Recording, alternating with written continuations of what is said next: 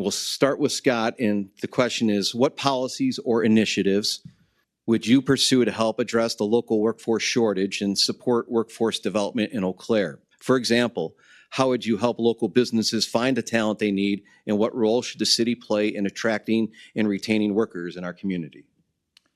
For a second there, I was afraid we're going to have to answer all those questions in 2 minutes. So.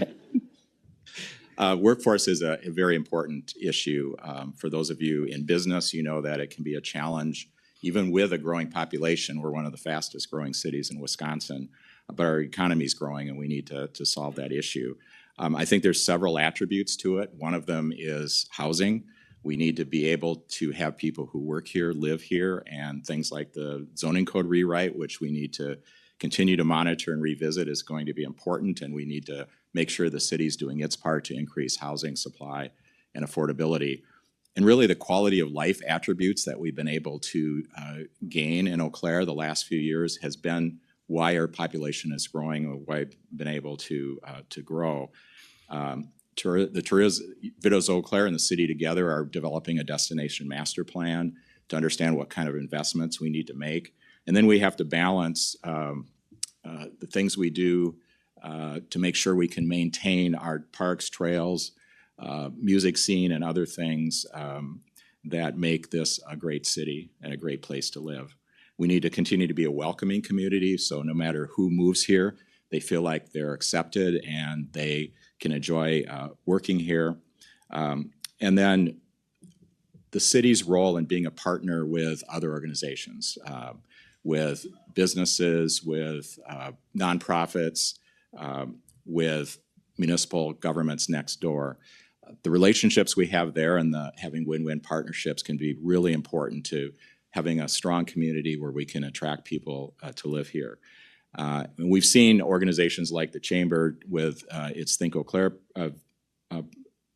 video and website and other things. So it does need to be an important issue, and we plan to make sure the city's at the table and making sure that happens. Okay, thank you, Scott. And Jeremy, your thoughts on workforce shortage and economic development? Yeah, thank you, Bob. Yeah, you know, I had a lot of experience on the council and you know, seeing the way staff have to adjust to priorities that the council is setting, and you know, trying to work on those things together. But you know, I would say economic development staffing needs to be increased at the city.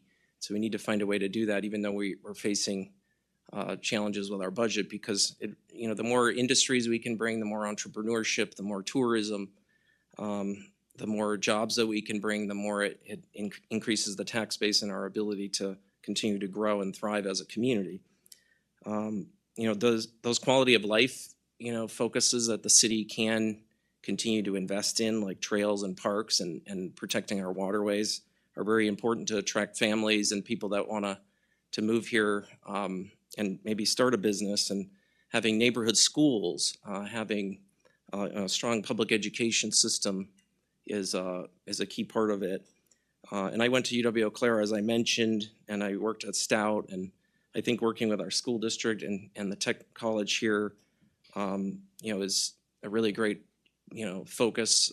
Really needs to be a collaborative effort with the city to advance economic development. And you know, part of it is that welcoming community piece. And I think, you know, our current council president, Emily Berge, has been a tremendous leader on, you know, making sure that immigrants and refugees are welcomed in this community, and that diversity is a strength that we focus on, and that really is the future. And yeah, it's also an issue of we need to make sure that our wages are increasing in our community. Thanks.